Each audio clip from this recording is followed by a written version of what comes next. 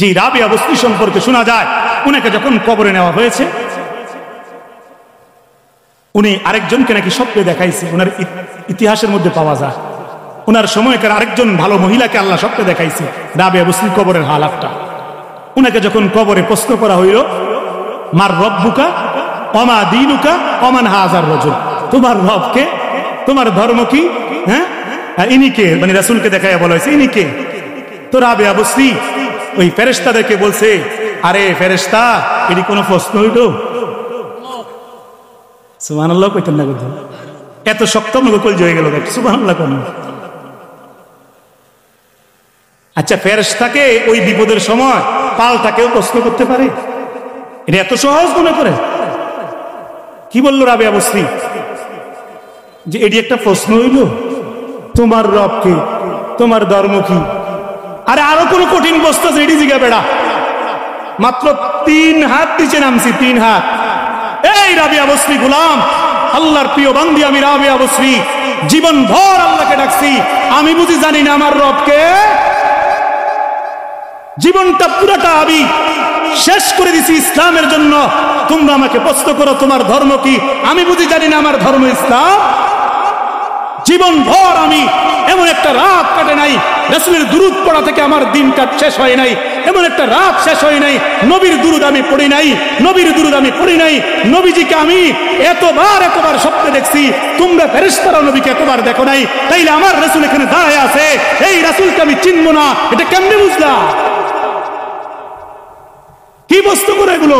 আমার রাসূলকে তো আমি দুনিয়ায় থাকতেই স্বপ্ন যোগে বহুবার দেখে আসছি, কি বস্তু করেছে? আমার ভাই কালো হয়েছে দেখে কি রাসূল রাবিয়া বসরির স্বপ্নে আসে নাই নাকি? কথা বলেন, আসছে কি আসে নাই? হযরত বেলাল রাদিয়াল্লাহু তাআলা আনহু খুব লম্বা চওড়া সুন্দর ছিল। কি ছিল? আল্লাহ তাকে কম পছন্দ করছে নাকি আরশ আজিম পর্যন্ত তার মর্যাদা দিচ্ছে? নবীজি যখন মেরাজে গিয়েছে, আল্লাহ রাসূল যখন জান্নাত সফর করেছে, জান্নাতটা প্রদক্ষিণ করেছে, একটা জান্নাতের বাড়ির ভিতর থেকে বাড়ির সামনে দিয়ে হাঁটার সময় নবীজি খটখট করে একটা মানুষের হাঁটার আওয়াজ পাইছে। নবীজি জান্নাতের দারওয়ান ফেরেশতাকে জিজ্ঞাসা করছে, জিবরাইলকে জিজ্ঞাসা করছে, ভিতরে কার হাঁটার আওয়াজ? বলা হয়েছে এটা আপনার প্রিয় সাহাবী, কালো সাহাবী হযরত বেলালের হাঁটার আওয়াজ। কি ভাই, কালো হইলে কোনো অসুবিধা আছে? কোন অসুবিধা আছে? আল্লাহকে যে রাজি খুশি করতে পারে সে কালো হইলেও কোনো সমস্যা। রাবিয়া বসরি কালো ছিল, মহিলা মানুষ, আল্লাহকে রাজি করছে, দামি হয়ে গেছে। আল্লাহকে রাজি করছে। হযরত বেলাল কালো ছিল, আল্লাহকে রাজি করছে, দামি হয়ে গেছে। কি হয়ে গেছে বলে? সুতরাং আপনার আমার মধ্যে যদি কেউ হীনমন্যতায় ভোগেন যে আমি তো জীবন অনেক গুনাহ করে ফেলছি, আমি তো মানুষ হিসেবে কোনো দামি না, আমি রিক্সা চালায় খাই, আমি ক্ষেত খামার করে খাই, কৃষিকাজ করে খাই, আমার কোনো আয় ইনকাম নাই, আমার ঘরটা ভাঙ্গা, আমারে আর আল্লাহ কি করব? আমি আর কই যামু? আমার কি আছে দুনিয়ায়? আখিরাতে আর কি আছে? না ভাই না, আজকে থেকে তওবা করেন, আজকে থেকে সিদ্ধান্ত নেন, জীবনে আর গুনাহ করব না, জীবনে আর নামাজ ছাড়বো না। আমার ভাই পারবেন না? যদি একবার তওবা করতে পারেন, ফিরে আসতে পারেন আল্লাহর দরবারে, আল্লাহর রাস্তায়, আল্লাহ পিছনের জিন্দেগির সমস্ত গুনাহ মুহূর্তের মধ্যে মাফ করে দেবে। আল্লাহ বলে, বান্দা রাতের গভীরে এসো, রাত গভীরে এসো, এক ফোঁটা চোখের পানি আমি আল্লাহকে দিও। আমি আল্লাহ না, দয়া করে এক ফোঁটা পানির মাধ্যমে তোমার 90 বছরের হায়াতের গুনাহ মাফ করে দেব। দিনের আলোতে এসো। দিনের বেলাও যদি কোনো গোপন জায়গায় গিয়ে এক ফোঁটা চোখের পানি আবেগ থেকে ফেলতে পারো, আমি আল্লাহ না, দিনের বেলাও তোমাকে মাফ করতে পারি। ইন আতাইতানি লাইলান আতাইতুকা লাইলান, যদি তুমি বান্দা রাতে আসো, রাতে আমি রাতে তোমার কাছে চলে আসব। ইন আতাইতানি নাহারান, যদি তুমি বান্দা দিনের বেলায় আসো, আমি দিনের বেলাও তোমার কাছে আসতে পারি ক্ষমা করার জন্য। ও বান্দা, তুমি কি মনে করছো আমি বুঝি তোমার থেকে অনেক দূরে? আমি বুঝি তোমার থেকে দূরে, এজন্য আমার কাছে চাইয়া মজা পাও না, আমার কাছে সন্তান চাইয়া হতাশ হয়ে যাও। ভণ্ড বাবার কাছে গিয়ে সেজদা করো, সেজদা কইরা ঈমান হারা হয়ে আসো, মুশরিক হয়ে যাও, শিরিককারী হয়ে যাও। 5 বছর সন্তান না হইলে আমার দরবার ছেড়ে আমার কাছে কান্না না করে ভণ্ড বাবা যে নামাজ পড়ে না, চুল জট কইরা রাখে, বেপরদা নারীর সাথে ঢোল তবলা বাজায়, ওরস করে, তুমি বুঝি তার কাছে চলে যাও?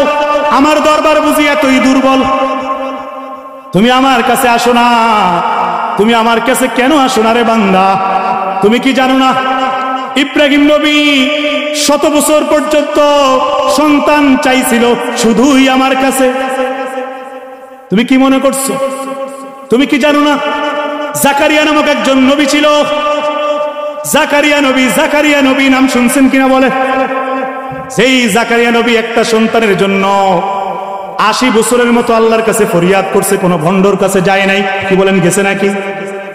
ইব্রাহিম নবী কোনো ভণ্ডের কাছে যায় নাই, আল্লাহর কাছেই চাইছে। জাকারিয়া নবীও কোনো শয়তান মুশরিকের কাছে যায় নাই। কার কাছে গেছে? কার কাছে চাইছে? আমার ভাই, যুবক ভাইয়ের আমার, মুখটা বন্ধ করো, খুব খেয়াল করে দিল দিয়ে আল্লাহর বান্দা হিসেবে একটু শুনো। হয়তো জীবনে অনেক অন্যায় করছো, আজকে একটু আল্লাহর জন্য কথা শোনো। খুব খেয়াল করে আমার ভাইয়ের দিকে একটু তাকান।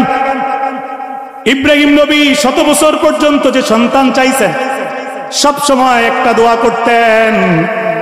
ইব্রাহিম নবী শুধু বলতেন, রব্বি হাবলি মিনাস সলিহিন। যারা পারবেন আমার সাথে একটু তেলাওয়াত করেন আল্লাহর মহব্বতে।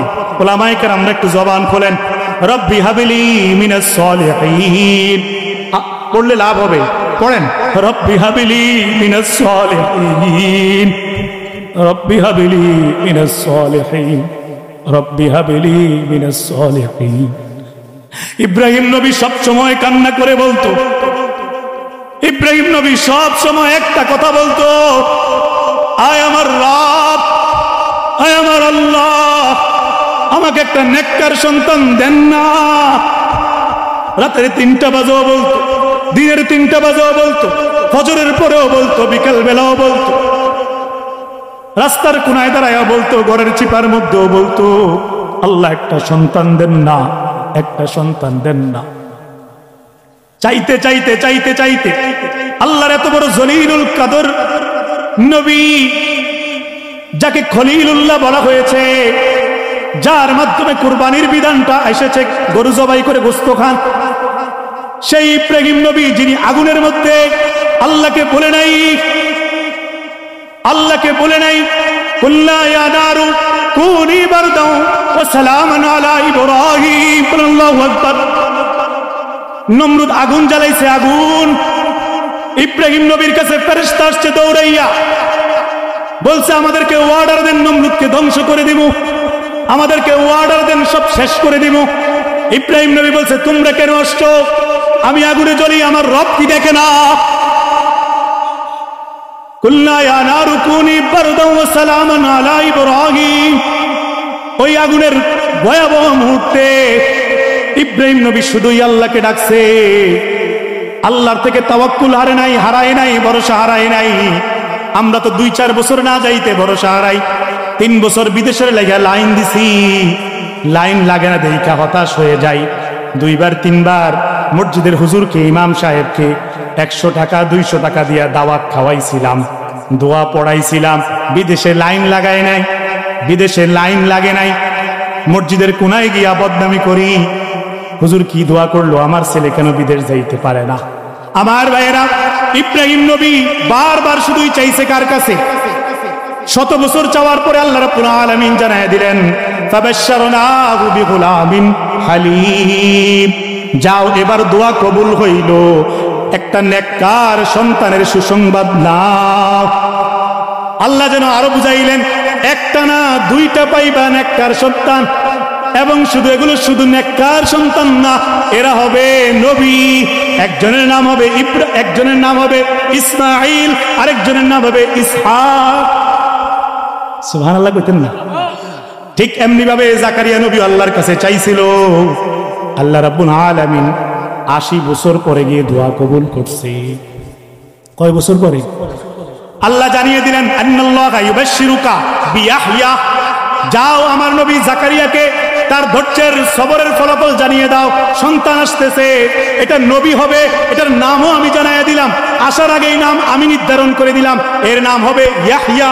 সুবহানাল্লাহ, সে নবী হবে, নবীর ঘরে নবী। কি ভাই, আমার আল্লাহ 80 বছর পরেও সন্তান দিতে পারে, 120 বছর পরেও সন্তান দিতে পারে। সুতরাং কোন ভণ্ডের কাছে গিয়ে ইমানটা জমা দিয়ে মুশরিক হওয়ার দরকার নাই, ঠিক কিনা? যাবেন নি আর বন্ধুর কাছে? হ্যাঁ যাইবে? আইরে আমার বাবা, এটা কি? শেরালি বাবা, কেরালি বাবা, এটা কি? এটা কি? এটা জিকির? জিকিরের নামে নাচানাচি, লাফালাফি, ঢোল তবলা, নারী পুরুষ বেপরোয়া হয়ে নাচানাচি করা, ওই মনের বাত্তি আসল বাত্তি, এসব বাত্তির কি দরকার? এরপর আঞ্জা করে ধরে কথা বলেন, ঠিক কিনা?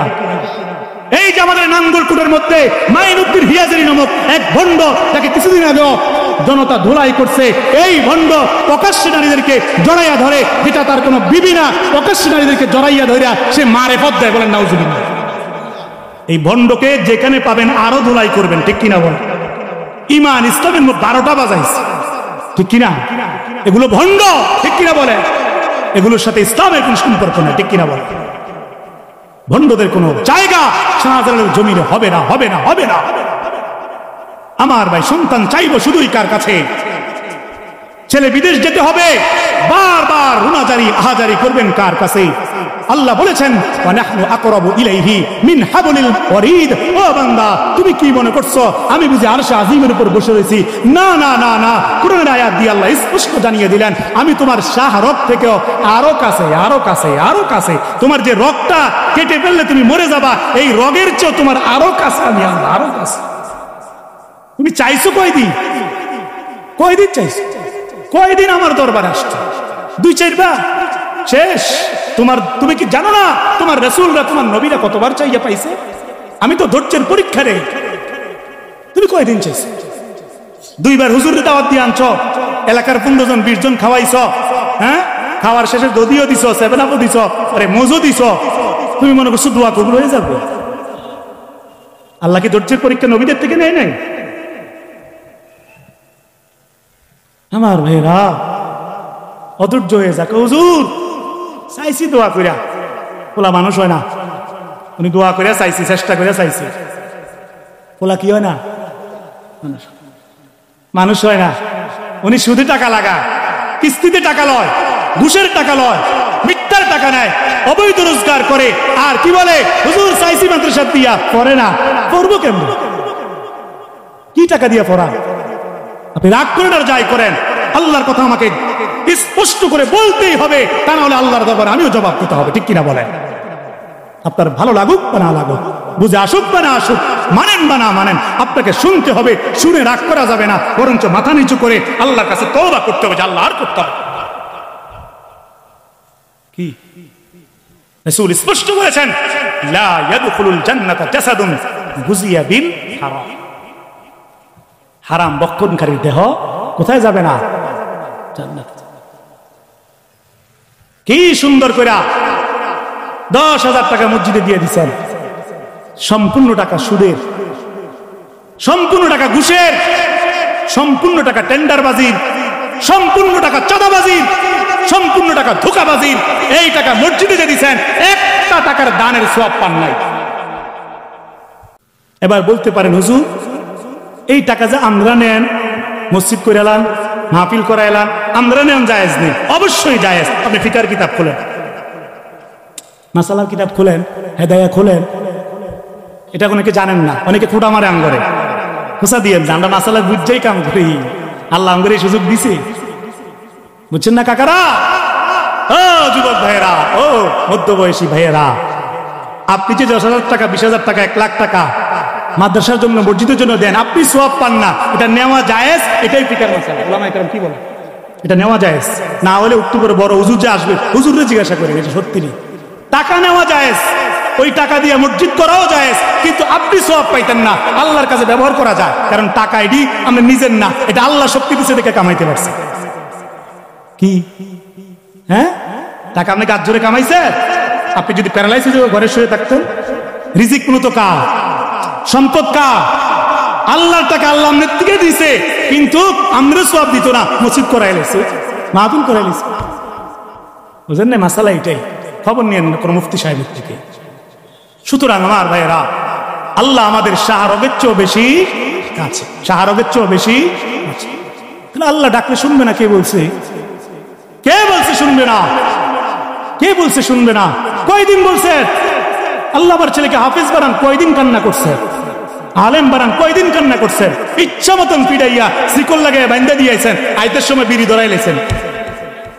কেউ পিঠটা বলারে শেষ আইয়া মাদ্রাসা হুজুর ধরেন, তাহলে বাঁধেন, হুজুর রাতে বুঝাই দিয়া আপনি কি সুন্দর করে লুঙ্গি দুরালগি দিয়ে আড়েন। বাপ কি আপনার অহংকার কি? আর বিড়ি ধরাই দিয়েছি বলে রে মাদ্রাসা বলে আমার জান্নাত পার করে দিব। এত সহজ? এত যদি সহজ হইতো তো আমার আব্বা জানো 42 বছর পর্যন্ত কুমিল্লা ঠাকুরপাড়ার মসজিদের মধ্যে মসজিদের টাইলস গুলো, মসজিদের মোজাইক গুলো চোখের পানি ফেলতে ফেলতে ভিজাইতো না। এভাবে কান্না করতে করতে আমাদের 5 ভাইকে আলেম বানাইছে। আমি হাফেজ হইছি, আলেম হইছি শুধুই বাবার দোয়ার কারণে, শুধুই মায়ের 1000 দানার তসবির কারণে, শুধু 1000 দানার তসবি পড়ে। খবর নিয়ে আমার মায়ের কোনোদিন তাহাজ্জুদ মিস হয় নাই, কোনোদিন ইশরাক মিস হয় নাই। উনি যখন 10টার সময় একটা নামাজ পড়তেন, চাষতের নামাজ পড়ে নাকি? হ্যাঁ, কি নামাজ? 10টার সময় যখন আবার নামাজে দাঁড়াইতেন, 8টা বাজে একবার পড়ছে, 10টার সময় যখন দাঁড়াইতেন, আমি যখন ছোট ছিলাম, ছাত্র জীবনে মজার কথা কই, তো আম্মারা আমি কইতাম কি এর নামাজ পড়ো না? কয় স্বাস্থ্যের নামাজ। তো আমি কইতাম স্বাস্থ্যের নামাজ না, মানে স্বাস্থ্যের নামাজ না, মানে আরো শরীর ভালো হইতো। আমি বুঝতাম এটা চাষতে, কি বুঝতাম, ছোট ছিলাম, স্বাস্থ্যের নামাজ, ওই কারণে স্বাস্থ্যের নামাজ দিত থুরো চাষতের নামাজ। বা কথা বোঝেন নাই? মা চাষতের নামাজ পড়তে। একটা রোজা রমজানের না, রমজানের না, ওই যে হুজুর যেটা বলছিল নবীর প্রেমিক হইতে হইলে সোমবার রোজা রাখতে হয়, একটা রোজা ওনার মিস হয় না। এগুলো কুরবানের আগে দিয়ে যে জিলহজের মাসের রোজা কোনোদিন মিস হইতে দেখি নাই। বুঝেন নাই? টাচ মোবাইল অথবা ওই যে এখনকার জেনারেশনের সুন্দরী নারীরা, রূপবতী, হ্যাঁ, দামি দামি স্বর্ণ গয়না পরনেওয়ালা নারীরা, স্মার্ট নাদুষ্টনেওয়ালা নারীরা, টাইট ফিটিং বোরকা পরনেওয়ালা নারীরা, রাস্তায় টাইট করে হাঁটনেওয়ালা নারীরা, যারা নিজেদেরকে স্মার্ট মনে করে, ওই নারীদের মতন জীবনে কোনোদিন সিনেমার সামনে, টিভির সামনে আমাদের মা চাচিদেরকে বসতে দেখতে হয়। বাড়ির থেকে যখন বাপের বাড়ির থেকে নিজের আরেক বাড়িতে গেছে, 1 ঘন্টা রিক্সাওয়ালা দাঁড়ায় আছে, এরকম দেখছি। রিক্সার মধ্যে কি লাগায়? কাপড়। মুরব্বীরা কথা বলেন, এভাবে পর্দা করছে। আবার কালো রঙের ছাতি ছিল কি ছিল না? কোন মানুষ আসতে লাগলে রাস্তার এক কোণায় এরকম বাঁকা করে ছাতিলে দাঁড়ায় থাকতো। এখন তো মানুষ দেখলে মহিলারা থাকতো লুকাইব, আরো টাইট হয়ে আড়ে। বুকের মধ্যে উন্না দেওয়া কি জিনিস ভুলে গেছে। উন্না দিলে তো স্মার্টনেস লাগে না, আরে উন্না তো পরে থাক, জামা তো একটা ছিল, যাই হোক, এখন তো জামাও লাগে না, গেঞ্জি গায়ে দিয়া অসভ্য নারীরা বাজারে বাজারে আপনার বিভিন্ন মার্কেটে ঘুরে, ঠিক কিনা বলে?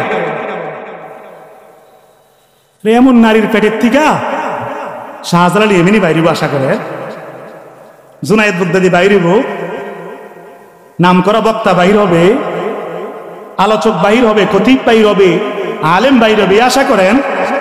হাজার পুরুষকে যেই নারী তার রূপ যৌবন দেখায়, টিকটকের মধ্যে সারাক্ষণ যেই নারী ডুবে থাকে, যেই নারী নিজে টিকটক করে ছাদের উপরে উঠা, নাচছে নাচছে টিকটক করে মানুষকে খুশি করে নিজের রূপ যৌবনকে ব্যবসা বানায় নিছে, এই নারীর পেটের থেকে সুন্দর একটা আদর্শবান, চরিত্রবান, নেককার, হাফেজ, আলেম হবে কেমনে আশা করো মুসলমান? কি কেমনে? খালি মাদ্রাসার মধ্যে বেতন দিলে হইব আর হুজুরে দমকাইলে হইব? ও হুজুর বেতন দেই না, আমার বলা পারে না, কা পারবো করতে? আপনার চলার অবস্থা কি? নিজের চেহারা আয়না দেখছেন? আরে রূপ না, রূপ না, নিজের চরিত্র খেয়াল কইরা কোন সময় আয়নার সঙ্গে দাঁড়াইছেন? দাঁড়াইছে? একটা সিরিয়াল মিস দেন, একটা সিরিয়াল। এমনও ভিডিও বাইরেছে এখন, নামাজে দাঁড়ায় যায়, নামাজ দিছাইয়া পাশে বিশাল বড় এলসিডি টিভি লাগাইন না, সিরিয়াল মিস হয়ে যাবে তো।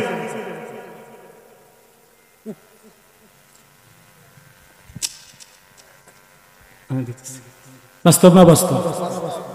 এই পাশে কিছু জায়গা আছে, ঢুকে যাবে। বাস্তব না বাস্তব?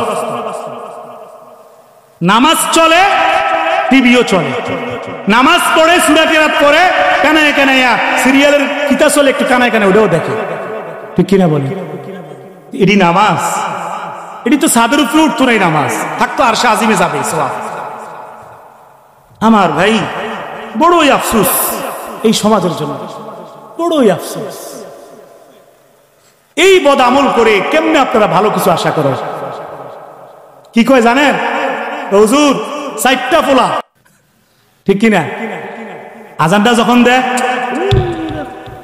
কি সুন্দর সিনেমাটা দিনও শেষ করে মুয়াজ্জিন নেড়া তারে ভাতের বাড়ির মধ্যে ভাত এখান থেকে কম দিমু, তার কারণে সিনেমাটা শেষ করতে লাগে। ভিতরে ভিতরে কম ভাবে, কি বলে? এই হলো আখলাক আমাদের মুরব্বীদের মধ্যেও আছে।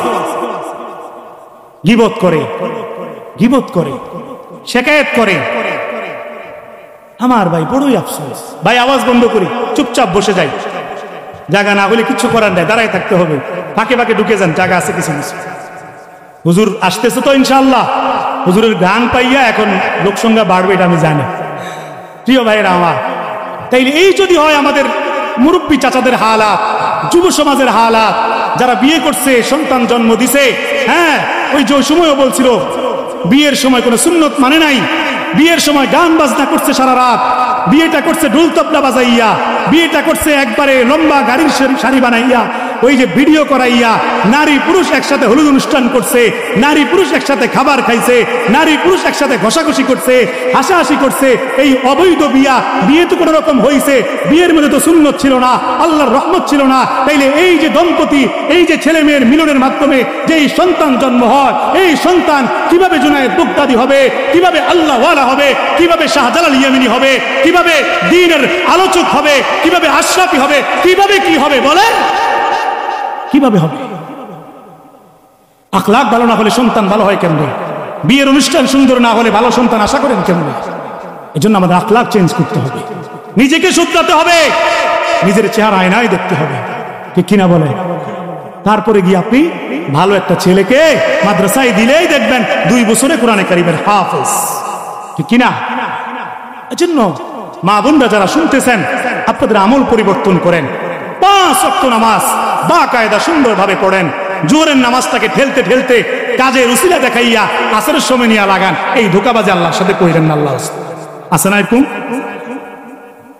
ফজরের নামাজটাকে হাজারো যুবক, হাজারো মানুষ একদম টোটাল ছেড়ে দিচ্ছেন, টোটাল পড়েই না। মানে এটা যে একটা নামাজ ভুলে গেছে। নামাজ বলতেই একটা শুক্রবারে জুমার নামাজ, ঠিক কিনা? এগুলো কি? এই আখলাক দিয়ে কেমনে সন্তান মানুষ করবেন বাবা? কেমনে করবে? কেমনে করবে? টাকা পাবেন, টাকা বিদেশে লাইন দিয়ে পাঠাইতে পারলে টাকা পাবে, টাকা পাবে মাসে। আরে আর দিয়ে না, বিজক আল্লাহর জন্য টাকা পাবে, টাকা পাবে, লক্ষ লক্ষ টাকা পাঠাবে। কোথায় কোথায় করবেন? ঈদ আইলে বাবা ঈদ তো আইছে, ওটা নিয়ে বাড়াই দিস, বাড়াইয়ে দিব আপনারে। একটাবার জিজ্ঞাসা করলে না বাবা বিদেশে যে আসোস, হার ভাঙ্গা খাট্টি খাটোস, নামাজটা পরস্তি, একবারও বলেন না ওটা নিয়ে বাড়াই দিস। খালি টাকা, খালি টাকা, খালি জমি, খালি জমি, খালি দলিল আর দলিল, সই আর সই। কি বাস্তব না বাস্তব? এভাবে করে সন্তানের ভবিষ্যৎ শেষ করে দিচ্ছেন, সন্তানের ভবিষ্যৎকে নষ্ট করতেছেন, আখিরাতের ভবিষ্যৎ। সন্তানটা কি নামাজ পড়ে কি পড়ে না, সন্তানটা কি দাড়ি রাখে কি রাখে না, হালাল ইনকাম করে কি করে না, হালাল রোজগার করে কি করে না, সন্তানটা মাসে 2 মাসে 3 মাসে অবৈধ কোনো কাজ করতে কোথাও যায় কি যায় না, একটাবার বাবা জিজ্ঞাসা করে না, ঠিক কিনা বলে? বাবা জানে ছেলেটা পাশের রুমের মধ্যে শুইয়া শুইয়া নর্তকীর নাচ গান লেংটা ছবি সিনেমা দেখতেছে, বাবা জান্নাও না জানার ভান করে। বাবা দেখে ছেলেটা ফজর পড়ে না, 1 ওয়াক্ত নামাজ পড়ে না, একটা বার বলে না, খালি কয় লাইন দিছর যে কি খবর বিদেশে, ওই টাকা দরকার ওনার, কসকুচ্চা টাকা হলে জমি কিনতে পারবে, টাইলস করি না ঘর দিতে পারবো, মোজাইক করি না ঘর দিতে পারবো, হ্যাঁ বাথরুম টাইলস করতে পারবে, সোফা ফার্নিচার দালান কোঠা বানাইতে পারবে। বুড়া হইতে হইতে কবরে এক পাও চলে গেছে, এখনো আখিরাতের ভয় নাই, খালি টাকা খালি টাকা। একটা টাকা মানে কোন দিক দিয়া আল্লাহ রাস্তায় খরচ করতে চায় না। কি বলেন? মসজিদে দানের কথা বললে মাথা পারে না, পায়ের দুই পায়ের মাঝখানে ঢুকে আল্লাহর কি জানি ঠাড়া পরে মনে হয় দানের কথা বললে। আপনাদের এলাকায় তো নাই, কোন কোন এলাকা আছে, রায় প্রকাশ করেন না মিয়া, আছে বেজার লাগাইতেন চাননি, মারামারি লাগান না, আমার জাতি দিবনি পরে বাইন্দা লাইলে কি করুন, কি অবস্থা। দানের কথা কইলেই কথা শেষ। আমার ভাই, আমার ভাইয়েরা, আরেকটু আবেগ থেকে কয়েকটা কথা বলি, এরপর আমার একটা কাজ আছে, ওই কাজটাও করতে হবে। আমার ভাই সূরা রহমান থেকে আরেকটু আপনাদেরকে বুঝাইয়া দেই, যে সূরাটা পড়লাম আল্লাহ রাব্বুল আলামিন রহমান এবং রহিম, ঠিক কি না? আল্লাহ রাব্বুল আলামিন আমাদেরকে সৃষ্টি করছেন কি করে নাই? কথা বলেন। আল্লাহ রাব্বুল আলামিন বলেন, আমি তোমাদেরকে কোরআন শিক্ষা দিয়েছি, আমি তোমাদেরকে সৃষ্টি করেছি। এরপরে আল্লাহ বলেন আল্লামাহুল বায়ান, আমি তোমাদেরকে কথা বলার শক্তি দিছি। কেউ বাংলায় কথা বলো, কেউ ইংরেজিতে কথা বলো, কেউ চায়নায় কথা বলে, কেউ হিন্দিতে কথা বলে, কেউ আরবিতে কথা বলে, কেউ বিভিন্ন রকমের ভাষায় কথা বলে। কথা বলার যে ভাষার যে বৈচিত্র্য, এই নিয়ামতটুকু দিয়েছেন কে? আল্লাহ কোরআনে বলেন ওয়াখতিলাফু আলসিনাতিকুম ওয়া আলওয়ানিকুম, তোমাদের গায়ের রঙের বৈচিত্র্য, তোমাদের শরীরের কালার, তোমাদের আকার আকৃতি, তোমাদের কথার বৈচিত্র্য। বাংলাদেশে থাকলে একরকম কথা বলো, ইন্ডিয়ায় গেলে আরেক রকম কথা শুনবা, পাকিস্তানে গেলে একরকম, আফগান গেলে একরকম, ইরান গেলে একরকম, ইরাক গেলে একরকম, আরব দেশে গেলে একরকম, আফ্রিকায় গেলে আরেক রকম। এই যে বিভিন্ন ভাষা, বিভিন্ন স্টাইলে, এটা আমি আল্লাহ মানুষের জবান দিয়ে বের করি। আরে আমাদের বাংলাদেশের মধ্যেই তো কত রকমের ভাষা। নোয়াখালী গিয়ে দেখেন পানিরে কয় হানি, পানিরে কি কয়? হ্যাঁ। চট্টগ্রাম গিয়ে দেখেন কেন আসোবা, ঠিক কিনা বলে। সিলেট গিয়ে দেখেন হ্যাঁ কত রকমের কথা। ওই দিন আমার কাছে চাঁপাইনবাবগঞ্জ থেকে ফোন আসছে, মাহফিলে যাওয়ার জন্য ডেট দিছি, অনেক জোরাজুরি করার পরে রাজশাহী পর্যন্ত বিমান দিয়ে যেতে হবে। তারা বলছে সব খরচ দিব, জোর করছে। তাদের ভাষা শুনে আমি হাসি। আমারে ফোন করে বলে, হুজুর আপনার মাহফিলের একটা সিট ফাঁকা আসেনি, সিট আমাদের দেশে আসেন না, যে কেন একটা ভাষা বলতেছে, কথা বুঝেননি? আমাদের বাংলাদেশে কত রকমের ভাষার বৈচিত্র্য আমার ভাইয়েরা। কুড়িগ্রামের ভাষা একরকম, রংপুরের ভাষা আরেক রকম, সিলেটের ভাষা একরকম, নোয়াখালীর ভাষা একরকম, লাকসামের ভাষা একরকম, সিলুনিয়ার ভাষা একরকম, কুমিল্লা শহরের ভাষা আরেক রকম, ঠিক কিনা বলেন? এই যে বান্দার মুখের মধ্যে এত রকমের বিভিন্ন কালারের ভাষা, এগুলোর নিয়ামতটা দিয়েছেন কে? এটাই বললেন আল্লাহ আল্লামাহুল বায়ান, ভাষা আমি আল্লাহ না দিছি। আর রহমান আল্লামাল কুরআন, খালাকাল ইনসান আল্লামাহুল বায়ান। এরপরে আল্লাহ বলেন আশ-শামসু ওয়াল কামারু বিহুসবান, চন্দ্র সূর্য যে উদিত হয় কত সুন্দর করে, দিনের বেলা লাইট লাগে না, সূর্যের আলো দিয়ে গোটা পৃথিবী চলতে পারে। এই সূর্যের আলো আমি আল্লাহ না দিছি। কথা বলেন, তোমাদের কতগুলো লাইট লাগে, কতগুলো লাইটের প্রয়োজন হয় কিছু সময়ের জন্য, কিন্তু সারাদিন আমি আল্লাহ পূর্ব আকাশের কোণায় যে লাইটটা জ্বালায় দেই, এক লাইট দিয়া সারা পৃথিবী আলোকিত হয়ে যাও। আরে রাতের বেলা কত লাইটের প্রয়োজন হয়, কিন্তু আলো কমায় দেই, ঠান্ডা একটা মিষ্টি আলো দেই। যেই চাঁদটা আমি দেই, এই চাঁদের আলোর ঠান্ডা আলোটা আমি সবার বাড়িতে পৌঁছায় দেই। এটা তো আমি আল্লাহ না দিছি। আশ-শামসু ওয়াল কামারু বিহুসবান, এগুলো সব আমি আল্লাহ দিলাম। এত নিয়ামত দিলাম, ভাষা দিলাম, কথা দিলাম, জবান দিলাম, মানুষ বানাইলাম, কোরআন দিলাম তোমাদেরকে। এরপরও আমাকে তোমরা সেজদা করতা না। কি বলেন, করবেন? ফজর করবেন? কথা কয় না, ফজর পড়বা যুবক, এরপরেও কি তোমরা আমাকে সেজদা করতা না? যদি আপনাদের মধ্যে কেউ কেউ যুবক মনে মনে ভাবো হুজুর যত কথাই হোক ফজর আমি করতাম না, তাই আল্লাহ বলতেছেন তুমি যুবকের ফজর আমার দরকার নেই। ওয়ান-নাজমু ওয়াশ-শাজারু ইয়াসজুদান, চন্দ্র সূর্য তারকা আমি আল্লাহকে, গাছপালা পর্যন্ত আমি আল্লাহকে সেজদা করে। তোমার সেজদা লাগবে না, তোমার সেজদা লাগবে না, আমাকে সেজদা করে নেওয়ালা আসমানে বহু ফেরেশতা আছে।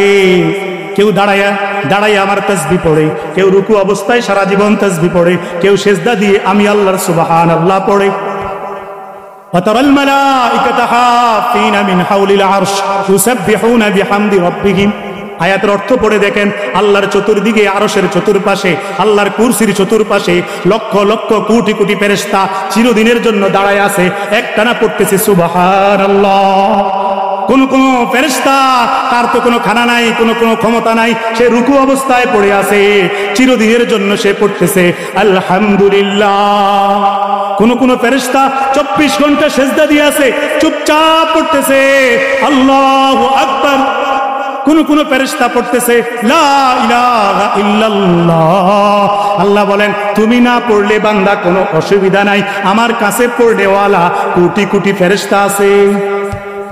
তুমি না পড়লে তুমি যাইবা জাহান্নামে, যারা পড়বে তারা যাবে জান্নাতে।